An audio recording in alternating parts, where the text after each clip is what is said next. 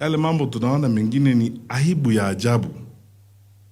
Na mimi nafikiria, moderator, thank you for your sermon. Umesema kuhusu unafiki, hypocrisy.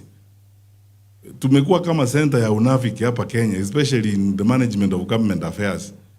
My brother, the minister, could not stand the heat, so he has left. Na ukweli ni huo unajulikana. Sasa kanisa ndio ilikuwa mahali watu wanajificha. Tu wanabeba sadaka kwa gunia na mamilioni kupeleka kwa kanisa. Lakini hakuna utu. Their hearts ni roho ya unyama. Au vitendo wanafanya ni unyama. Ni unakombea hii mambo ya unafiki, unabeba sadaka na gunia, lakini yale unayoyafanya. Yo mimi si mhubiri na sitaki kujifanya hapa eti ninajua Biblia sana kama watu wengine wanajifanya. Lakini I know somewhere in the Bible somewhere inasema, by their works you shall know them. Vitendo, yale mambo ambayo wanafanya, si mambo tunazungumza hapa tukiwa na microphone na nyimbo tunaimba hapa na mambo kama hayo.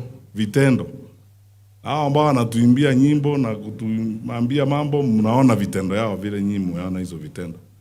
Ninaomba wananchi, wakati umefika wa kuamua vile tutakavyoendelea mbele kama nchi.